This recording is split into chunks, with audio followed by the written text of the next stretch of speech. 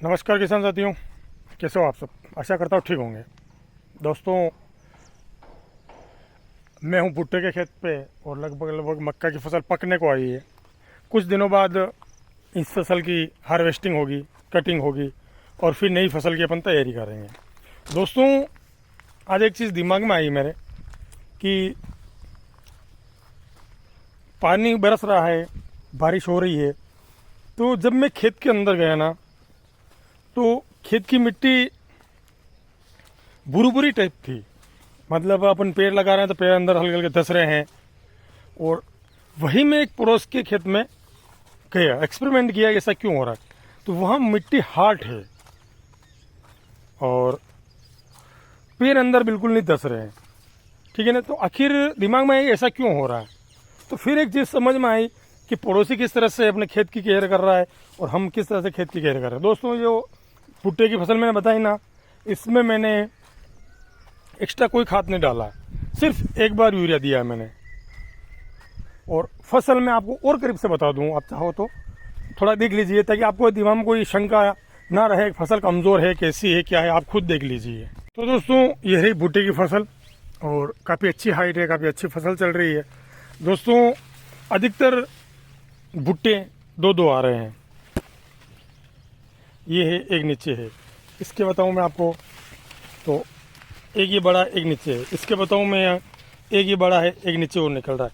लगभग 70% पौधों के दो दो बूटे लग रहे हैं, ठीक है ना। तो दोस्तों, ऐसा क्या कारण है कि अपन खुराक भी कम दे रहे हैं और उसके बाद भी अपनी फसल अच्छी हो रही है। ज़मीन एकदम कह सकते हैं अपन की खेती करने लायक है। तो आइए जानते हैं किसान साथियों, देरी न करें, करते हैं वीडियो की शुरुआत। मैं हूं कन्हैया जाकर और आप देख रहे हैं देश की पहचान हमारे किसान यूट्यूब चैनल पर लेटेस्ट अपडेट और नई नई जानकारियाँ। किसान साथियों, अक्सर अपन कई किसान भाई ऐसा देख रहे हैं लंबे समय से रासायनिक खेती करते आ रहे हैं। रासायनिक तात्पर्य ये नहीं कि मैं रासायनिक खाद यूज़ नहीं करता हूँ, कि दवाइयाँ यूज़ नहीं करता हूँ, कि कीटनाशक यूज़ नहीं करता हूँ या हर्बिसाइड यूज़ नहीं करता हूँ। सारी चीज़ें मैं भी करता हूँ, लेकिन उसके साथ साथ भी अपने को खेत की सेहत का ध्यान रखना पड़ेगा। क्योंकि लंबे समय से अपन यदि रासायनिक खाद यूज़ कर रहे हैं तो उसके कई दुष्परिणाम अपने को देखने को मिले हैं। उसके उपाय क्या है, मैं भी खुद खाद डालता हूँ, लेकिन उसके बावजूद भी मिट्टी उपजाऊ कैसे है, मिट्टी अच्छी कैसे है। तो पहले अपन रेगुलर यदि रासायनिक खेती कर रहे हैं, रासायनिक खाद दे रहे हैं, तो उसके दुष्परिणाम कैसे किया। जैसे कि अपनों ने खेत की तैयारी की, सुपर फास्फेट या डीएपी या एनपीके, जिसके अंदर फॉस्फोरस, यूरिया और पोटाश, ये कॉमन चीज़ें अपन देते हैं। दोस्तों, यदि विस्तृत बात करें थोड़ी सी अपन, तो लगभग पौधे को 17 तरह के उर्वरक की ज़रूरत होती है। और अपन देते हैं, क्या देते हैं, सिंगल सुपर फास्फेट दे दिया, फॉस्फोरस दे दिया अपनों ने, और पोटाश दे दिया, यूरिया दे दिया। इसके साथ साथ ही एक दो चीज़ें और अपन छोटी मोटी दे देते हैं। बाकी चीज़ें अपन कहाँ से देंगे। तो दोस्तों, यदि रेगुलर अपन यूज़ कर रहे हैं रासायनिक खादों का और खेत के अंदर दे रहे हैं, तो जो बाकी माइक्रोन्यूट्रिएंट हैं, जो बाकी उर्वरक हैं, उनकी डिपेंडेंसी धीरे धीरे खेत के अंदर अपने देखने को मिलेगी। फसल के ऊपर दुष्परिणाम देखने को मिलेंगे। ज़्यादा कोई असर अपना गौर करके देखेंगे तो पता चलेगा।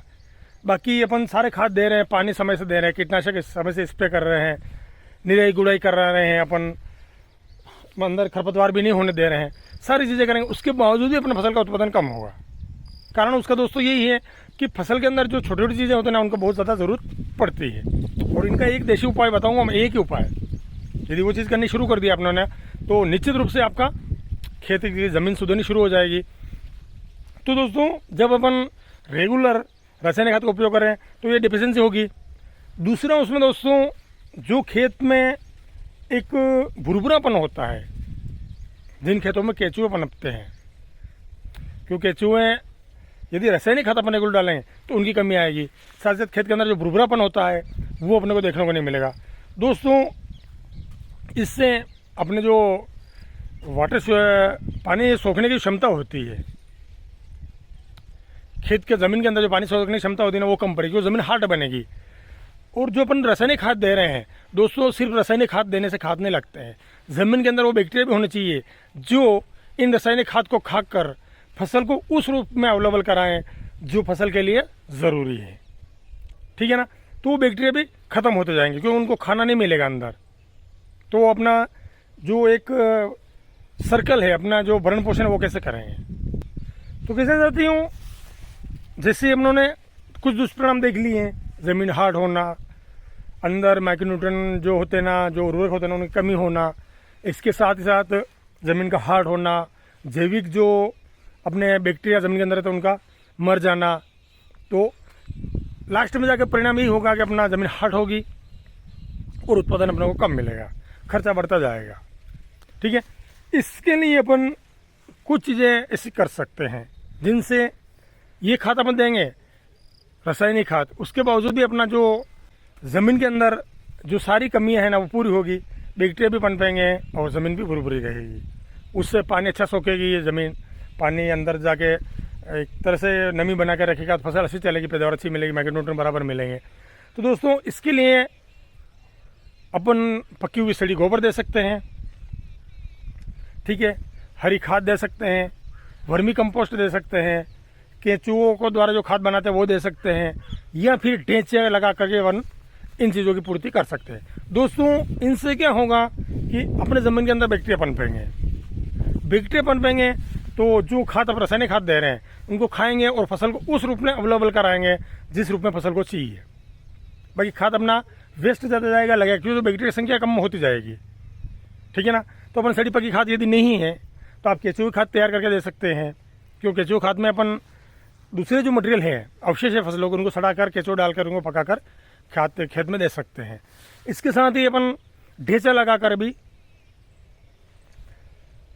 हरी खाद बनाकर अपन खेत में दे सकते हैं। उससे भी दोस्तों अच्छी मात्रा में हर चीज़ अपने को थोड़ी अवेलेबल हो जाएगी। यदि 1-2 साल अपन करते रहेंगे खेत बदल के तो निश्चित रूप से अपने खेत के जो उर्वरक शक्ति है वो बढ़ेगी और जो माइक्रोन्यूट्रिएंट की कमी होगी, क्योंकि हर माइक्रोन्यूट्रिएंट अपन बाजार से नहीं दे सकते हैं। यदि इतना माइक्रोन्यूट्रिएंट बाजार से देंगे अपन तो अपने खेत की फसल सारी बाजार में ही चली जाएगी, अपने जेब में कुछ नहीं आना है। तो कुछ चीज़ें अपने को फॉलो करनी पड़ेगी, अपने को देसी खाद डालने पड़ेंगे, केंचुए खाद डालने पड़ेंगे, हरी खाद खेत में डालनी पड़ेगी। तो दोस्तों इस तरह से अपन रेगुलर जो रासायनिक खेती कर रहे हैं उनमें ये चीज़ें बदल के अपने को देनी पड़ेगी। ठीक है, यदि नहीं देते हैं तो निश्चित रूप से 2-4 साल 5 साल में बाद में अपने को दुष्परिणाम देखने को मिलेंगे, निश्चित रूप से मिलेंगे। ज़मीन हार्ड होगी, पैदावार निश्चित रूप से कम पड़ जाएगा, अपने पता नहीं चलेगा क्या हो रहा है, लेकिन पैदावार कम पड़ जाएगी क्योंकि 17 तरह के उर्वरक का अपने फसल को चाहिए। ठीक है दोस्तों, तो आशा करता हूँ ये वीडियो आपके लिए हेल्पफुल साबित होगा। दोस्तों वीडियो पसंद आए तो लाइक करिएगा, शेयर करिएगा, कमेंट करिएगा, और जो दोस्त चैनल पहली बार है वो चैनल को सब्सक्राइब करना ना भूलिएगा। क्यों दोस्तों, आपके सब्सक्राइब करने में कुछ नहीं लगता है, लेकिन हमारा एक मनोबल बढ़ता है, हम नई जानकारी आपके लिए जुटाने की कोशिश करते हैं। तो मिलते हैं किसी अगले वीडियो में एक नई जानकारी के साथ में। दोस्तों तब तक के लिए जय हिंद, जय भारत, जय जवान, जय किसान।